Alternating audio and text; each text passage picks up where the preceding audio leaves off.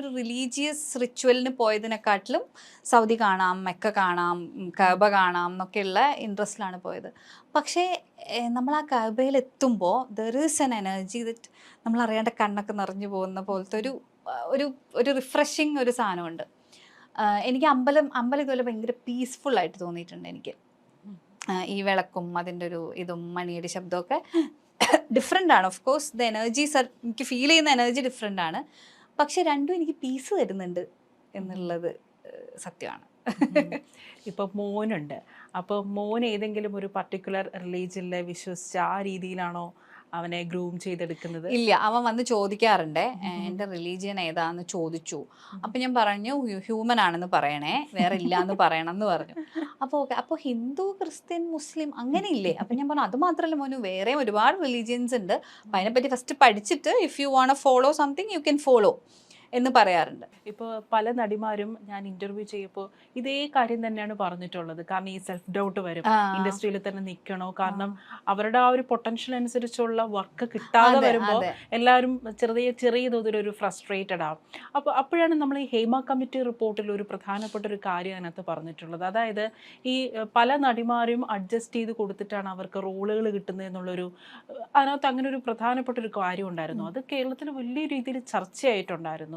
ശരിക്കും മലയാള സിനിമ ഇൻഡസ്ട്രിയിൽ casting couch ഉണ്ടോ? ഒട്ടും ഇല്ലാതെ അങ്ങനെ ഒരു കാര്യം വരില്ല. ഇപ്പം ഞാൻ ഇൻ ദ ബിഗിനിങ് സ്റ്റേജ്, അതായത് അക്കക്ഷ അമ്മിണിപ്പിള്ളയ്ക്ക് മുന്നേ ഞാൻ സിനിമകൾ ചെയ്തിട്ടുണ്ട്, ചെറിയ കഥാപാത്രങ്ങൾ ചെയ്തിട്ടുണ്ട്. ആ സമയത്ത് എനിക്ക് ഇങ്ങനെ കുറച്ച് ദുരനുഭവങ്ങൾ ഉണ്ടായിരുന്നു. ആ സമയത്ത് സിനിമയെ വിചാരിച്ചിരുന്നതേ അങ്ങനെയാണ്. അപ്പം നമുക്ക് already we have a preconceived notion that whoever is calling us is gonna ask something like this എന്നുള്ളൊരു ഫീലിംഗ് നമുക്ക് ഓൾറെഡി ഉണ്ട്. അപ്പം മേ ബി അത് മാനിഫെസ്റ്റ് ചെയ്തതാണോ എന്ന് അറിയില്ല. I had experiences like that. പക്ഷേ കക്ഷി അമ്മിണിപ്പിള്ളയ്ക്ക് ശേഷം മേ ബി, അത് ഞാൻ എപ്പോഴും ഞാൻ പറയുന്നത് അതെൻ്റെ ഒരു പ്രിവിലേജാണ്. കക്ഷി അമ്മിണിപ്പിള്ള കഴിഞ്ഞപ്പോൾ ആൾക്കാർക്ക് എന്നെ അറിയാം.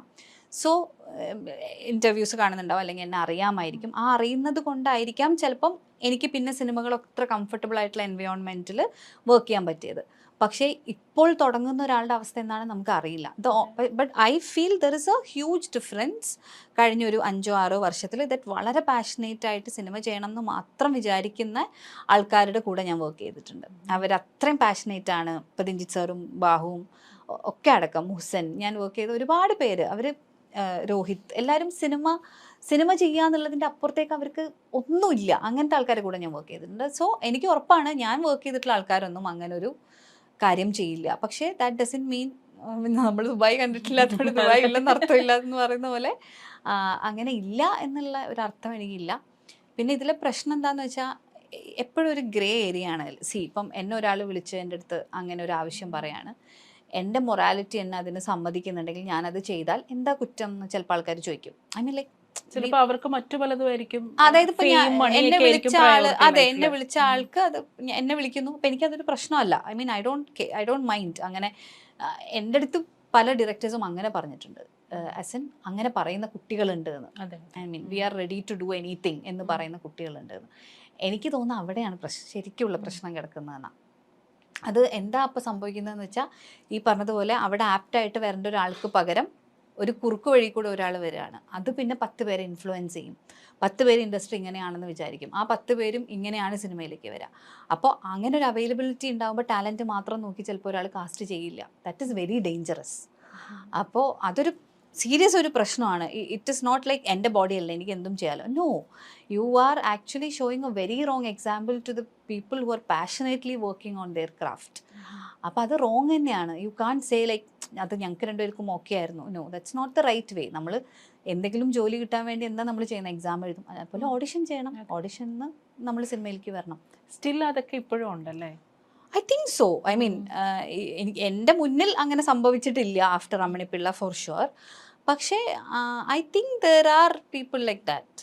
ഇപ്പോൾ നേരത്തെ ഇപ്പം അമ്മിണിപ്പിള്ളയ്ക്ക് മുന്നേ അത്തരത്തിലുള്ള ദുരനുഭവങ്ങൾ ഉണ്ടായപ്പോൾ ഈ ഫീൽഡിലേക്ക് പോകണോ, പ്രശ്നമാവോ, അങ്ങനെ ഒരു ഡൗട്ട് ഉണ്ടായിരുന്നു. നമ്മളെപ്പോഴും ഇങ്ങനെ ഒരു ഗാർഡ്സ് ഇങ്ങനെ വെച്ചിട്ട് നിൽക്കും, യുനോ. അത് ഭയങ്കര ഡിഫിക്കൽട്ടാണ്. നമ്മൾ വർക്ക് ചെയ്യുന്ന ഒരു ഏരിയയിൽ അങ്ങനെ നിൽക്കുന്നത് ഭയങ്കര ബുദ്ധിമുട്ടാണ്. ഞാനൊരു സിനിമ പോയി ഒരു ദിവസം വർക്ക് ചെയ്തു. ആ പ്രൊഡക്ഷൻ കൺട്രോളർ എൻ്റെ അടുത്ത് അന്ന്, അപ്പം അയാൾ വിളിച്ച് സംസാരിച്ചത് തന്നെ അത്ര സുഖം ഉണ്ടായിരുന്നില്ല. ദെൻ ഡയറക്ടറാണ് എന്നെ കാസ്റ്റ് ചെയ്തതെന്നുള്ളത് കൊണ്ട് I went and I acted 1 day. അത് കഴിഞ്ഞിട്ട് അന്ന് ഞാൻ ബിക്കോസ് ഐ നോ ദറ്റ് ഈ ആളാണ് എനിക്ക് താമസ സ്ഥലമൊക്കെ അറേഞ്ച് ചെയ്യാൻ പോകുന്നത് എന്ന് എനിക്ക് അറിയാവുന്നത് കൊണ്ട് ഞാൻ എൻ്റെ ഒരു ഫ്രണ്ടിൻ്റെ വീട്ടിൽ നിൽക്കാം. ട്രിവാൻഡ്രത്തായിരുന്നു shoot. So I said I will stay there and I will come for the shoot. ഉടനെ ഇയാൾ എന്നെ ചീത്ത വിളിക്കാൻ തുടങ്ങി. അതെന്താണ് അങ്ങനെ, നമ്മൾ വിശ്വാസം ഇല്ലാത്ത പോലെ, അങ്ങനെയാണ് ഇങ്ങനെയാണെന്ന്. പിറ്റേ ദിവസം ആക്ച്വലി ആ ഷൂട്ട് നടന്നില്ല, കുറച്ച് മെസ്റ്റപ്പ് ആയിരുന്നു ആ shoot. And I came back to Cochin and then they didn't call me. And I think he said something like ഞാൻ അവൈലബിൾ അല്ലാന്നോ മറ്റോ ഡയറക്ടർ എടുത്ത് പറഞ്ഞു. ദേ കൻ ഡു എനിത്തിങ് അല്ലേ അങ്ങനത്തെ ആൾക്കാർക്ക്, ഇടയിൽ നിൽക്കുന്ന ആൾക്കാർക്ക്. പക്ഷെ ഇപ്പം ഞാൻ ഈ ഇടയ്ക്കൊക്കെ വർക്ക് ചെയ്ത പ്രൊഡക്ഷൻ കൺട്രോളേഴ്സൊക്കെ എന്ത് പ്രൊഫഷണലാണെന്നറിയോ. ഇപ്പോൾ ഷെബീർ ക, ഡിക്സൺ ചേട്ടൻ, ഞങ്ങൾ ഉണ്ടായിരുന്ന ഷാഫി ചെമ്മാട്, വളരെ പ്രൊഫഷണൽ ആയിട്ടുള്ള ആൾക്കാരുടെ കൂടെ ഞാൻ. പക്ഷെ ഇങ്ങനത്തെ ഒരാൾ മതി. ഞാൻ അതിനുശേഷം ഐ ആക്ച്വലി ഞാൻ അത് കഴിഞ്ഞിട്ട് എനിക്ക് വരുന്നത് കുഞ്ഞു ക്യാരക്ടേഴ്സ് ആയിരിക്കുമെങ്കിൽ പോലും അതുപോലെ എനിക്ക് പേടിയായിരുന്നു ബിക്കോസ് ഓഫ് ദിസ് എക്സ്പീരിയൻസ്. ഇപ്പോൾ ഈ സിനിമയുടെ ലൊക്കേഷനിലൊക്കെ ഇപ്പോൾ പല നടിമാരുടെയും ഒന്നെങ്കിൽ അച്ഛനമ്മമാർ കാണും കൂടെ, അല്ലെങ്കിൽ ആരെങ്കിലും കാണും കൂടെ. പക്ഷേ എന്നാൽ പല നടിമാരും ഒറ്റയ്ക്കാണ് ലൊക്കേഷനിലേക്കും ചിലപ്പോൾ പല ദൂര സ്ഥലങ്ങളിലേക്കും ഒറ്റയ്ക്കാണ് യാത്ര ചെയ്യുന്നത്. എന്താണ് ഷിബ്ലയ്ക്ക് തോന്നിയിട്ടുള്ളത്? ഷിബ്ലയും പല ലൊക്കേഷനിലേക്കും ഒറ്റയ്ക്കല്ലേ യാത്ര ചെയ്യുന്നത്? അതൊരു സേഫ് ആണോ സിനിമ ലൊക്കേഷൻ? ഇപ്പോൾ ഷിബ്ലയുടെ കാര്യത്തിൽ വളരെ കംഫർട്ടബിൾ ആയിട്ടുള്ള വർക്ക് എക്സ്പീരിയൻസ് ആയിരുന്നു. പക്ഷേ എന്താണ് ഷിബ്ലയ്ക്ക് തോന്നുന്നത്? ഇപ്പോൾ ഒരു നടിമാർ ഒറ്റയ്ക്ക് ലൊക്കേഷനിൽ ഇത്രയും യാത്ര ചെയ്ത് പോകുന്നത് അത് സേഫ് ആണോ? സേഫ് ആയിരിക്കണം എന്നുള്ളതാണ് എൻ്റെ ഉത്തരം. Because cinema is a place where we are working only on the base of trust. നമ്മൾ ആ വരുന്ന ഡ്രൈവർ ചേട്ടനെ തൊട്ട്, നമുക്ക് ഫുഡ് കൊണ്ടുവന്ന് തരുന്ന ചേട്ടനെ തൊട്ട്, നമ്മൾ ചിലപ്പം നമ്മളെ റൂമിലേക്ക് ആക്കുന്നത് പ്രൊഡക്ഷൻ കൺട്രോളർ കഴിഞ്ഞിട്ടുള്ള ഒരാളായിരിക്കും. അത് കഴിഞ്ഞ് നമ്മൾ പേയ്മെൻറ്റ് കാര്യം ചിലപ്പോൾ സംസാരിക്കേണ്ട വേറെ, എല്ലാവരും ട്രസ്റ്റ് ചെയ്ത് മാത്രം നമ്മൾ വർക്ക് ചെയ്യുന്ന ഒരു സ്പേസാണ് സിനിമ. അപ്പോൾ ട്രസ്റ്റ് വർത്തി ആയിരിക്കണം. അതല്ലെങ്കിൽ അത് ആക്കാൻ എന്ത് ചെയ്യണോ അത് ചെയ്യണം. എനിക്കങ്ങനെ ഈ പറഞ്ഞതുപോലെ അങ്ങനത്തെ കാര്യത്തിലൊന്നും യാതൊരു ദുരനുഭവം ഉണ്ടായിട്ടില്ല. ഞാൻ കൊറോണ സമയത്തൊക്കെ ഇവിടുന്ന് ട്രിവാൻഡ്രത്തേക്ക് ഡ്രൈവർ വന്ന് പിക്ക് ചെയ്ത്, ഡ്രൈവർ വന്ന് ഡ്രോപ്പ് ചെയ്ത് ഷൂട്ട് ചെയ്തിട്ടൊക്കെ ഉണ്ട്. പക്ഷേ എനിക്ക് വളരെ കംഫർട്ടബിൾ ആയിരുന്നു. അതെന്തെങ്കിലും പിന്നെ അച്ഛനെയും അമ്മേനെയും കൊണ്ടുപോകേണ്ട സ്ഥലമല്ലല്ലോ നമ്മുടെ വർക്ക് സ്പേസ്. നമ്മൾ ഓഫീസിൽ പോകുമ്പോൾ അച്ഛനെയും അമ്മേനെയും കൊണ്ടുപോകാറില്ലല്ലോ. അപ്പം നമ്മൾ വർക്ക് സ്പേസിലേക്ക് കൊണ്ടുപോകേണ്ട ആവശ്യമില്ല ആക്ച്വലി. പിന്നെ അവർക്ക് എന്തെങ്കിലും തരത്തിൽ അവർക്ക് ആ വറി ഉണ്ടാവുന്ന എവിടെ നിന്നാണ്? അവർ ഓഫീസിലേക്ക് പോകുമ്പോൾ നിങ്ങളെ കൂടെ വരാതിരിക്കുകയും സിനിമ ഷൂട്ടിങ്ങിന് പോകുമ്പോൾ നിങ്ങളെ കൂടെ വരികയും ചെയ്യുന്നത് എന്തുകൊണ്ടാണ്? അവർക്ക് അങ്ങനെ ഒരു പൊതുവേ സിനിമ ഇൻഡസ്ട്രിയെ കുറിച്ച് അങ്ങനെ ഒരു സംസാരം ഉള്ളത് കൊണ്ടാണ് അങ്ങനെ വരുന്നത്. അപ്പം അത് മാറ്റുക എന്നുള്ളത് നമ്മൾ തന്നെ ചെയ്യേണ്ടതാണ്. ഐ തിങ്ക് ഇപ്പം ഇറ്റ് ഇസ് മച്ച് ബെറ്റർ. ഞാൻ ആരും അങ്ങനെ അമ്മേനെ അച്ഛനും കൊണ്ടുവരുന്നത് റീസെൻ്റ്ലി ഒന്നും കണ്ടിട്ടില്ല.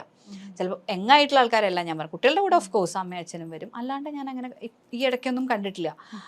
അപ്പോൾ പണ്ടൊക്കെ പക്ഷേ ഇപ്പം ഞാൻ അമ്മ ഷോൻ്റെ ഒരു റിഹേഴ്സൽ ക്യാമ്പൊക്കെ ചെയ്തിട്ടുണ്ട് മുമ്പ്. റിഹേഴ്സൽ ക്യാമ്പ് ഒരു ചാനലിന് വേണ്ടി ആങ്കറിങ് ചെയ്തിട്ടുണ്ട്. ആ റിഹേഴ്സൽ ക്യാമ്പിന് വരുമ്പോൾ പോലും I could see 10 actors and 10 mothers with them. മനസ്സിലായോ? അങ്ങനെ ഉണ്ടായിരുന്നു അന്നത്തെ കാലത്ത്. അതും ഭയങ്കര ഫേമസ് ആയിട്ടുള്ള ആക്ടേഴ്സിൻ്റെ കാര്യമാണ് ഞാൻ പറയണേ. പക്ഷെ ഇന്നിപ്പം ഞാനിപ്പോൾ നിഖിലയും വർക്ക് ചെയ്തു. നിഖില ഒറ്റയ്ക്കാണ് വരുന്നത്. ഒരു അസിസ്റ്റന്റ് അവളുടെ ആവശ്യങ്ങൾക്ക് കൂടെ ഉണ്ടാവുന്ന ഒഴിച്ചാൽ ഒറ്റയ്ക്കാണ് വരുന്നത്. ഞാൻ പറയുന്നത് എപ്പോഴും പെണ്ണുങ്ങളുടെ കൂടെയല്ലേ ആൾക്കാർ പോകുന്നേ. ആണ് ആക്ടേഴ്സിന്റെ കൂടെ അമ്മമാരും അച്ഛന്മാരും വരുന്നതായിട്ട് നമ്മൾ കാണുന്നില്ല. അപ്പോൾ ഇറ്റ് ഷുഡ് ബി ട്രസ്റ്റ് വർത്തി എന്നുള്ളതാണ് അതിൻ്റെ ഉത്തരം. ഇപ്പോൾ ആക്ട്രസ് സമാന്ത ഒരു പ്രഖ്യാപനം നടത്തിയായിരുന്നു.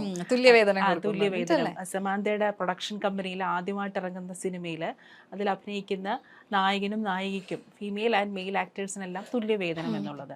ഇവിടെ ഇപ്പോൾ വലിയൊരു പ്രശ്നം നടന്നുകൊണ്ടിരിക്കുകയാണ്. പ്രൊഡ്യൂസേഴ്സ് അസോസിയേഷൻ ഈ താരങ്ങൾ ഒരുപാട് പ്രതിഫലം ചോദിക്കുന്ന വലിയ പ്രശ്നമാണെന്നുള്ള നിലയിൽ ഇപ്പോൾ നേരത്തെ മുതലേ പ്രശ്നം ഉണ്ടായിരുന്നു. ഈ സിനിമയിലെ ഫീമെയിൽ ആക്ടേഴ്സിന് തുല്യവേതനം കിട്ടുന്നില്ല, വളരെ ചെറിയ തുകയാണ് കിട്ടുന്നത് എന്നുള്ളൊരു പ്രശ്നമൊക്കെ ഉണ്ടായിരുന്നു. ശരിക്കും എന്താണ് ഷിബിലേക്ക് തോന്നിയിട്ടുള്ളത്?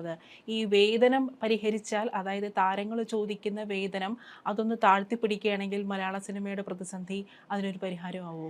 ചില ആൾക്കാർക്ക് സെൽഫ് വർത്ത് ഭയങ്കര കൂടുതലാണെന്ന് എനിക്ക് തോന്നിയിട്ടുണ്ട്. അതായത് നമ്മൾ like it should be always like what we are bringing on to the table അല്ലേ. അത് യൂഷ്വലി ഇവിടെ എല്ലാം ഒരു മെയിൽ കേന്ദ്രീകൃത കഥകൾ വരുന്നത് കൊണ്ട് ഓഫ് കോഴ്സ് അവർക്ക് കൂടുതൽ ഡേയ്സ് വർക്ക് ചെയ്യേണ്ടി വരും. അവരുടെ ഷോൾഡറിലാണ് സിനിമ മോശമായാൽ അവരെയാണ് നമ്മൾ പറയുക.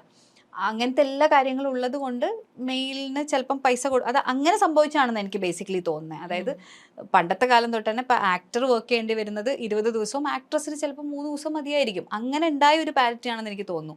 പിന്നെ അതൊരു കൺവീനിയൻസ് ആക്കി എടുത്തിട്ട് ഇപ്പോഴും അങ്ങനെ സംഭവിക്കുന്നുണ്ട് എന്നും എനിക്ക് തോന്നിയിട്ടുണ്ട്. അപ്പോൾ ഇതിൻ്റെ ബേസിക് പ്രശ്നം എന്താണെന്ന് വെച്ചാൽ, ടു ബി വെരി ഫ്രാങ്ക് ആണ്, ഞാൻ ലാസ്റ്റ് ഒരു 1 മന്തിൽ സംസാരിച്ച വളരെ പ്രമുഖരായിട്ടുള്ള 3 ഡയറക്ടേഴ്സ് പറഞ്ഞത് അവരുടെ സിനിമകളിൽ സ്ത്രീ കഥാപാത്രങ്ങൾ ഇല്ല എന്നാണ്. അതെ അതെ, ഇപ്പൊ പല സിനിമകളിലും ഫീമെയിൽ ആക്ടേഴ്സേ which is actually shocking and very depressing ആ നിലയ്ക്ക്. Because they have a feeling that anyway they are whistle blowers, they are going to create problem. എന്തിനാ വെറുതെ നമ്മളൊരു തലവേദന എടുക്കുന്നത്, അങ്ങനെ വിചാരിക്കുന്ന പോലെ എനിക്ക് പേഴ്സണലി തോന്നുന്നത്. പക്ഷെ ഇപ്പം ഞാനീ സംസാരിച്ച ആൾക്കാരൊക്കെ ചിലപ്പോൾ അവരുടെ കഥ അങ്ങനെ ആവശ്യപ്പെടുന്നതുകൊണ്ടായിരിക്കും. പക്ഷെ എന്തുകൊണ്ടാണ് 20 കഥ ഉണ്ടാകുമ്പോൾ 12 കഥ അങ്ങനെ ആവശ്യപ്പെടുന്നത്? നമ്മൾ സ്ത്രീകൾക്കും കഥകളില്ലേ?